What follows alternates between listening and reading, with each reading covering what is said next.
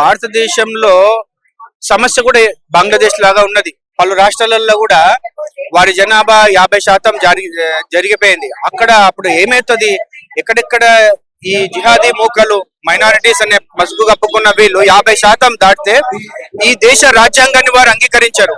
వారు ఏమంటారంటే షరియా లా కావాలంటారు. లండన్ లో కూడా వాళ్ళదే ప్రతిపాదన పెట్టిండ్రు. బ్రిటన్ గవర్నమెంట్ యొక్క లాని మేము ఒప్పుకోము, మాకు షరియా లా కావాలి అంటున్నారు వాళ్ళు. కేరళలో అదే పరిస్థితి, బెంగాల్లో అదే పరిస్థితి జరుగుతున్నది. దీనికి కారణం ముఖ్య ఉద్దేశం ఏంటంటే దేశంలో జరుగుతున్న అసాంఘిక కార్యక్రమాలు, ఇలాంటి వార్తలు కూడా సగటు భారతీయునికి చేరట్లేదు. ఎందుకంటే ప్రింట్ మీడియా, ఎలక్ట్రానిక్ మీడియా వాళ్ళ చేతిలో ఉంది.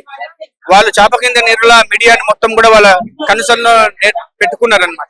సో కాబట్టి దీనికి ఒకటే పరిష్కారం, భారతదేశ కేంద్ర ప్రభుత్వం కఠిన వైఖరి అవలంబించాలి.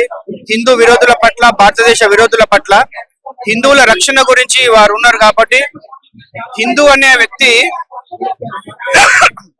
ఏ దేశంలో ఉన్నప్పటికీ కూడా ఏ విధంగా ఇజ్రాయెల్ 250 మంది బందీల గురించి వాళ్ళు 4 దేశాలతో కొట్లాడి వాళ్ళ యొక్క శక్తి ప్రదర్శన చేసిండ్రో, ఈ రోజు బంగ్లాదేశ్ పైన ఈ విధంగా నరమేధం అరాచకాలు జరుగుతున్నందుకు దీనికి ఇజ్రాయెల్ పాలసీ కేంద్ర ప్రభుత్వం తీసుకుంటేనే ఈ సమస్యకు పరిష్కారం అని మేము భావిస్తున్నాం. వరుసగా తెలంగాణలో కూడా కంటిన్యూగా ఈ సంవత్సరం వ్యవధిలో కూడా చాలా గుళ్ళపైన దాడులు కూడా జరుగుతున్నాయి. సో దాని ఎలా వచ్చాయి, వరుసగా గుళ్ళపైన ఎందుకు దాడులు జరుగుతున్నాయి?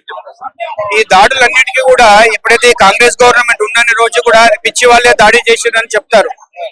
ఈ దాడి జరిగిన మూలాలకు వాళ్ళు వెళ్లారు. దీని ఇన్వెస్టిగేషన్ కానివ్వండి, దీని యొక్క విచారణ కానీ జరగకుండా వీరే విచారణాధికారిగా ఒక పిచ్చివాడు దాడి జరిగింది అంటాడు. ఒక పిచ్చివాడు దాడి దేవాలయం పైన ఎందుకు చేస్తాడు, చర్చ్ పైన ఎందుకు చేయడు, మసీదు పైన ఎందుకు చేయడు, వాళ్ళని అద్దాల పైన ఎందుకు చేయడు? ఇదేంటంటే హిడెన్ ఎజెండా. అంటే కాంగ్రెస్ గవర్నమెంట్ వచ్చిన తర్వాత విచ్ఛిన్నకర శక్తులకు ఒక ఊతం, ఒక ఆయుధం లభించింది అనమాట. ఈ 10 సంవత్సరాల నుంచి లేదు, ఇప్పుడే ఎందుకు జరుగుతుంది? కాబట్టి దీన్ని మీరు అర్థం చేసుకోవాలి.